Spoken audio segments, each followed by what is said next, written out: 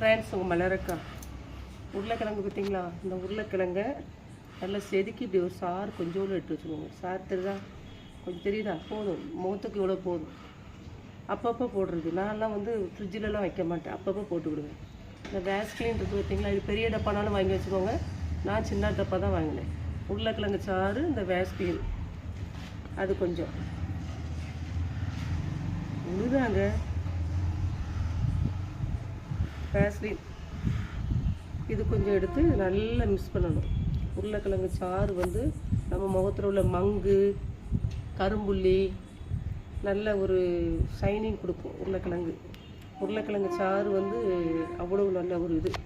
முகத்துக்கு போடுங்க, நல்லா க்ளோவிங்காக இருக்கும். மங்கு மறைஞ்சாலே முகம் வந்து ரொம்ப அழகாக இருக்கும் இல்லையா? இப்படி பண்ணிவிட்டு உருளைக்கிழங்கு சாறும் இந்த இருக்குது பார்த்தீங்களா? நான் சின்ன டப்பா தான் வாங்கியிருக்கேன். வேக்ஸ்லின் ஒன்று, ஒரு இந்த பார்த்தீங்களா, ஒரு அட்டை வாங்கி வச்சுக்கோங்க. லைட்டாக கட் பண்ணி இது சிலவங்க இது சாப்பிடவே செய்கிறாங்க. ஒவ்வொரு இது போட்டு எங்கள் ஊரில் ஒரு டாக்டர், கண்ணன் டாக்டர் இருக்கார். அவர் இதை விட கொஞ்சம் பெருசாக உள்ள விட்டமின் ஆயில் ஒரு முழுங்க சொல்லுவார். பார்த்தீங்களா? உருளைக்கிழங்கு சாறு எல்லாமே ஃப்ரெஷ்ஷாக, வேக்ஸ்லின், விட்டமின் ஆயில் ஒன்று, இவ்வளோத்தையும் நல்லா மிக்ஸ் பண்ணிடணும். நல்லா கட்டி இல்லாமல் மிக்ஸ் பண்ணிவிட்டு அப்படியே முகத்தில் நீங்கள் போட்டு பாருங்களேன். கிளாசிஸ் முகமாக ஆகிடும்.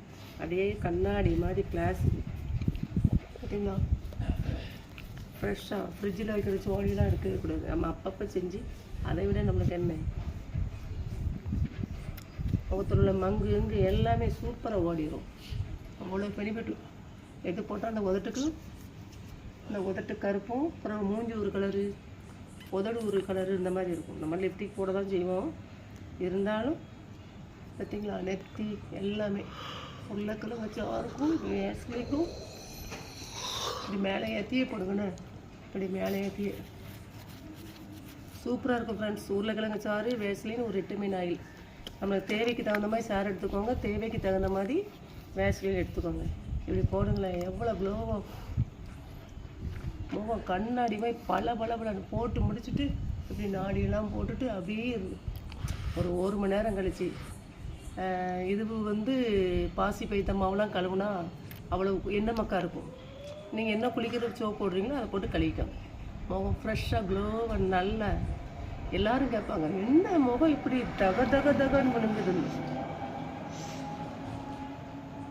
தகன்னு பண்ணுங்குது. முகம் தகன்னு தங்கம் போல் ஜொலிக்கும். தகன்னு தங்கம் போல் ஜொலிக்கும்.